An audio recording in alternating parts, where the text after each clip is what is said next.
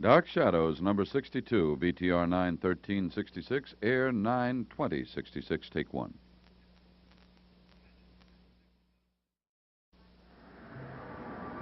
My name is Victoria Winters. There is darkness at Collinwood, darkness that the glow from its windows cannot dispel, darkness that fills a man's heart with fear, fear that has spread its icy fingers far into the night, reaching out to other hearts.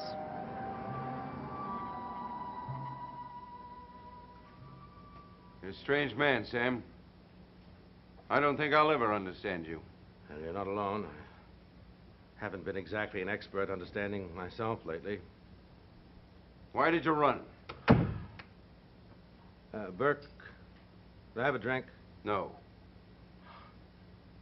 Why, I know what's on your mind, but a drink would make it a lot easier for me.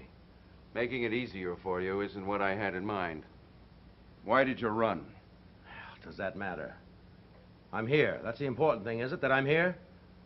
It all depends on what you have to say.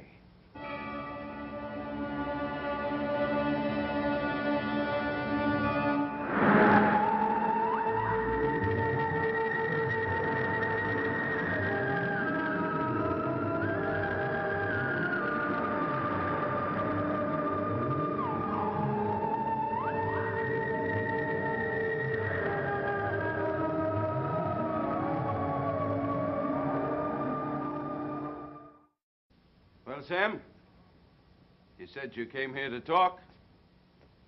Go ahead, I'm waiting. Goes on and on, Burke. Sun rises, the sun sets, people are born, people die. Doesn't mean a thing. None of it adds up to anything very much important. Depends on who died, wouldn't you say? Burke, you had no right forcing your way into my house tonight. Why, because I upset a dinner party? Listen, Burke. Maggie had a guest over tonight. Victoria Winters came over to our house for dinner tonight, and you did your best to destroy it. I didn't run out of them, Sam. I didn't do that. Why did you do it, Sam? I had to. I'll bet you did. Burke, I'm not trying to hide anything from you. Nothing. Why did you run? I panicked. Why? I knew you were there. I knew you were looking for an argument, and I didn't want to have it in front of Maggie. So I ran. That's a strange feeling, Burke, to run. Never did it before. You get the feeling that everything is... it's closing in on you, and you can't breathe. I've had the feeling, Sam, for 5 years in prison. So I ran, and then I stopped, and I started thinking about myself and Maggie. You know, Burke, I said, well, what am I doing? I just can't go on running in and out of back doors for the rest of my life. So I came here, and I sat down in the restaurant, and I waited. Burke, I just want to get this thing over. I want to get it all settled. Are you serious about this? Why would I be here?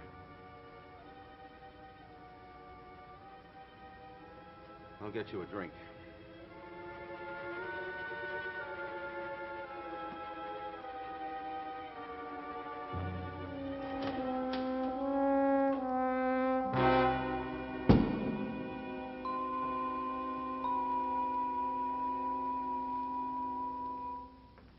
Miss Winters?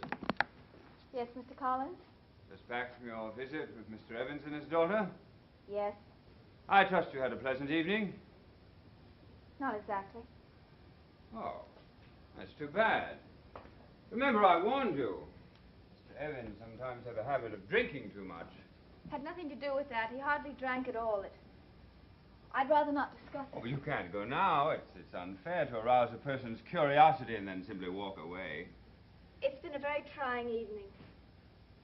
But in what way? What did happen at Mr. Evans's house? I don't want to talk about it. Oh, but I do. Please?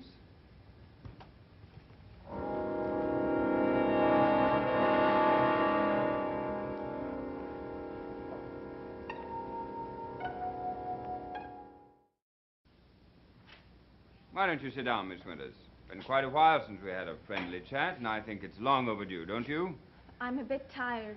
Oh, yes, you did say you had a trying evening. That's too bad. You were looking forward to this dinner invitation. Did Mr. Evans say anything that upset you? I told you I don't want to talk about it. Well, how did you spend your evening? Did you look at his paintings? He's a talented artist, isn't he? Yes, very. And his daughter. She's very charming. A bit caustic sometimes, but nice. Yes? I've always thought of Evans as quite a witty conversationalist. Did you find him so? I really didn't notice. Oh, in any event, he's certainly a good deal more articulate than you're being this evening. What is it? Are you trying to find out whether or not we discussed Burke Devlin's manslaughter trial? Well, that came up in the conversation, did it? Yes, in great detail. Well, I can't say I'm surprised. People have been talking about it again since Burke came back into town. Just what was said. Mr. Collins, when you advised me not to go to Mr. Evans's house, was it because you were afraid that I might find out something about that trial? Of course not. I knew he drank a great deal, and I was afraid your visit might be embarrassing for you. Well, it was. But not for that reason. You said Devlin's trial came out in detail. Who furnished these details? Mr. Evans? Yes? That's what did he tell you? I don't want to talk about it.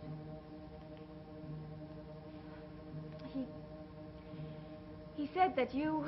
Did he mention any facts that came out in court? Yes, that Well, those... what were they? He said that you and your wife and Mr. Devlin were in the tavern drinking. And that you all left in Burke's car. And that Burke was behind the wheel, very drunk. And what happened next? Did Mr. Evans say that anything happened after that? He said that the car hit someone and kept on going. And the man was killed. The car was traced to Burke Devlin, and he was arrested and convicted for manslaughter. And that was all? No, he said that you and your wife testified against Burke at the trial. And that's all. And you were upset because I testified against my friend? Well, believe me, it wasn't a very happy thing to do at the time. In fact, my friendship for Burke almost got me into trouble with the law. In what way? When he hit that man that night, I pleaded with him to stop, but he was too drunk to listen. I should have gone directly to the police and reported it, but, well, for Burke's friendship, I simply did nothing. Except testify against him in the trial. Well, by that time I had to. It came out that I was in his car. It was an unhappy affair for everybody. I'm sure it was. I'm just sorry you heard about it from Evans. It wasn't he that upset me. Burke Devlin was there, too. At Evans's house? Yes. And he had a completely different story to tell about the accident. You bet I do. I wasn't driving that car at the time of the accident. Colin knows it. Because he took the wheel when he thought I was too drunk to drive. And for some reason, I don't yet understand, you know it too, Sam. I can't stop you from thinking that. That's not why I came here. I thought you wanted to get it all out in the open, all over with. And so I do. All this past history, all this dredging up stuff and things that happened 10 years ago, it can't help you now. You've served your time. Is that It's what over. you came here to say? No. No, it's all this talk, all these ridiculous stories about my knowing something that could have kept you from being convicted. Don't you see what harm it can do? Sam, if you came here to talk me out of saving your neck, the answer is no. It's too late for that. Well, but it isn't me. It isn't me I'm thinking about. It's Maggie. Why should she have to know all this nonsense? It's too late to worry about that, too. She already knows. You're wrong. I haven't said a word. But I did. You could have walked into that trial and cleared me. You know it and I know it. You said that to Maggie? Yes, and to Vicky Winters. When you ran out on me tonight, I told him exactly why I thought you were running. But you had no right to say such things. You had no right to spread your filthy stories. Stories or facts? Maggie didn't have to know. She had no reason for knowing. What are you trying to do, Burke? You're trying to destroy me and my own daughter? You knew Collins was driving that car, didn't you? All I know about that case is what everybody else knows. I've told you that before. That's not what Malloy thought. And Malloy was wrong. Burke, why did you say those things to Maggie? Why? Are you afraid of the questions she'll ask you? I'm not afraid of any questions, none. All right. Then how about answering this question? It's what I came to your house to ask you tonight. What? Did you kill Bill Malloy?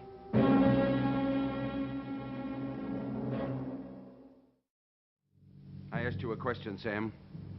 Did you kill Bill Malloy? You say that's what you came to my house to ask me. Yes. Well, that's what I came here to answer you. I know you think I might have murdered Bill. Well, I didn't. That's why I decided to come up here and make that perfectly clear.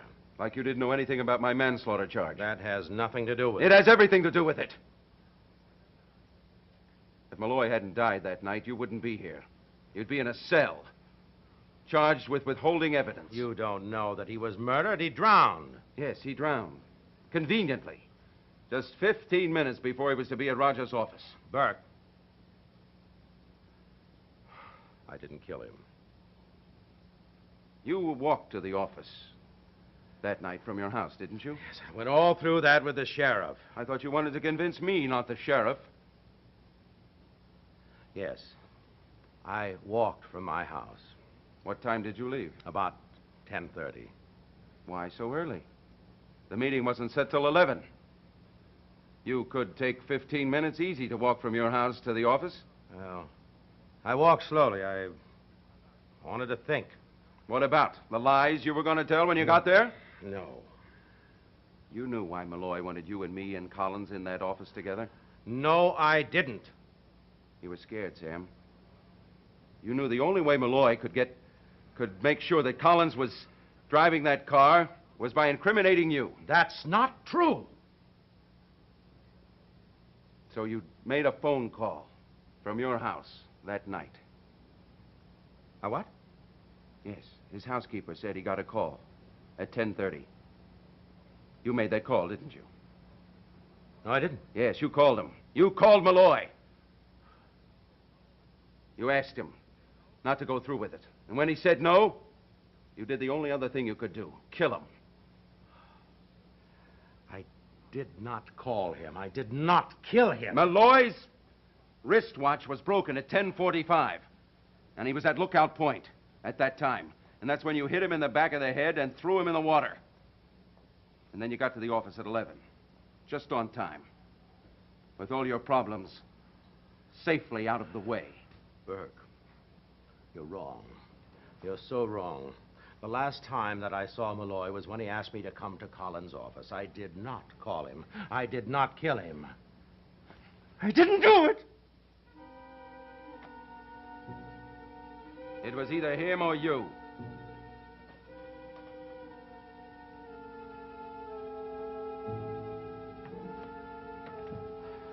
No matter what you think of me, you know me well enough to know that I could never do anything like that.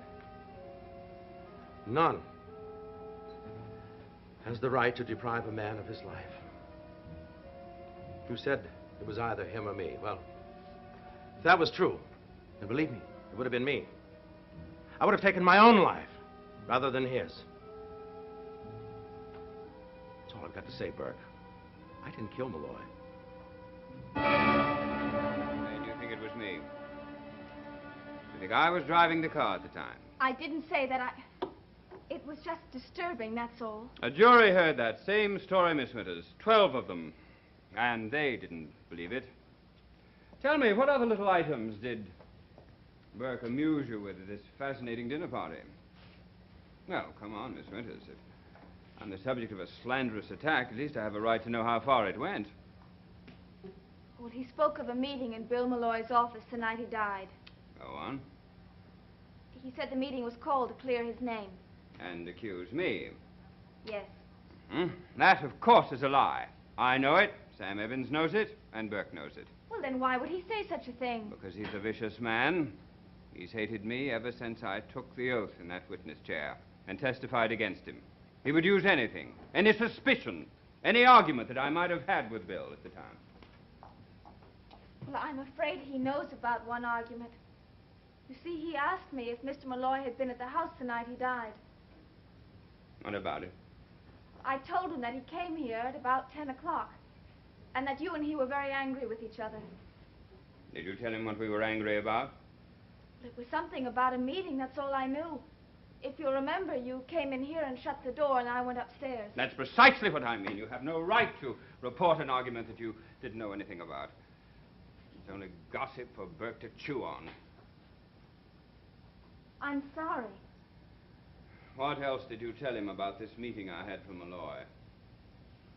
There wasn't anything else to tell. Are you sure? Yes. When I came downstairs at 10:30, Mr. Malloy was gone and you were talking on the telephone. 10:30?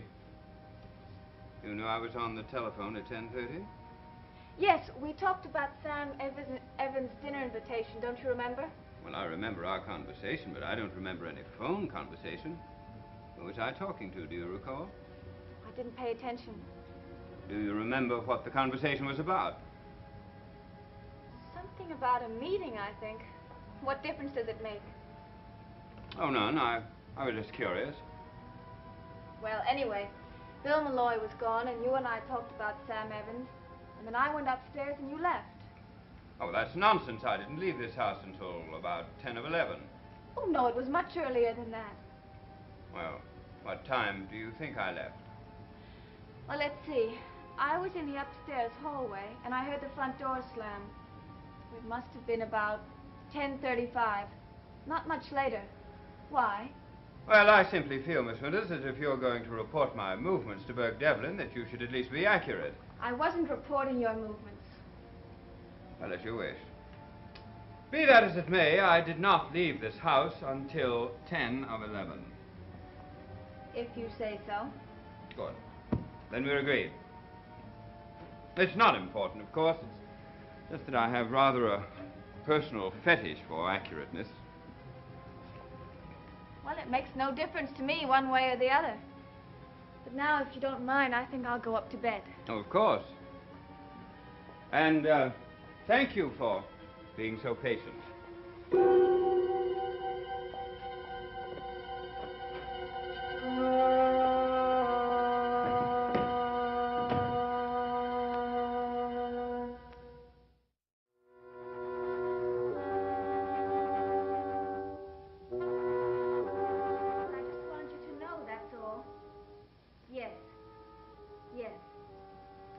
I will. So don't worry. Bye. I thought you were going upstairs. I wanted to make a telephone call. To whom? Burke? Mr. Collins, I'm fed up with this nonsense. It was Burke, wasn't it? No, it wasn't. It was Maggie Evans. Her father hasn't come home yet. She's very worried about him. Are you quite satisfied? Miss Winters, wait. Why? Do you want a fuller report? I told you, Sam Evans hasn't come home yet. Miss Winters, stop, please. I was rude and I want to apologize. I seem to be making a habit of apologizing. But, you know, you're absolutely correct. It is nonsense and there's no reason for you to be involved with it at all. Well, that's just it. I don't want to be involved. Well, I don't blame you, but I don't see how you can avoid it as long as you go on living in this house. Miss Winters, I've been thinking about you and the pressures that you must be living under. You've added your share, Mr. Collins. Yes, I'm sorry for that, and I hope maybe I can make it up to you. I have friends who live in Florida. They have a delightful house and 2 charming children. They're desperate for someone to come down and live with them and to help look after the children. What about David? Well, he managed before you arrived. I'm sure we can work something out. Florida has wonderful weather, you know. And this house, it's right on the water. There'd be no Widow's Hill, no ghosts, no dark corners, and no pressure, Miss Winters. It would be free of us and away from probings and questions and all the rest of it. Well, it sounds very lovely. But I'm afraid I have to say no. Well, if it's money you need, I'll... No, thank you. I'd prefer to stay. Miss Winters, you're a fool.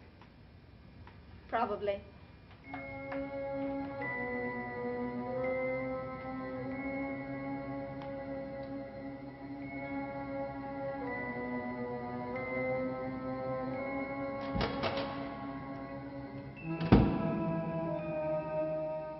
I think I believe you, Sam. About Bill Malloy. Burke, can't you just forget about the rest of it? No. It's all tied up together. But I told you Yes, I know you told me you didn't kill Bill Malloy. But there's more to it than that. All right, Sam. I've got things to do. Burke, let it rest. If Bill Malloy was murdered and you didn't do it, there's only one other person who could have done it.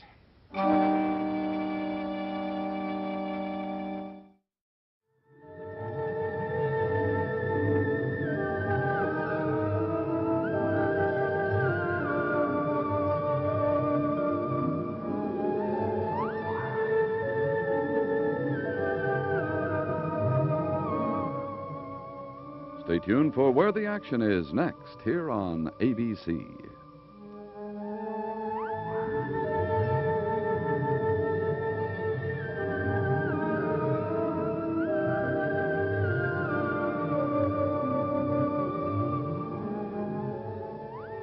Dark Shadows is a Dan Curtis production.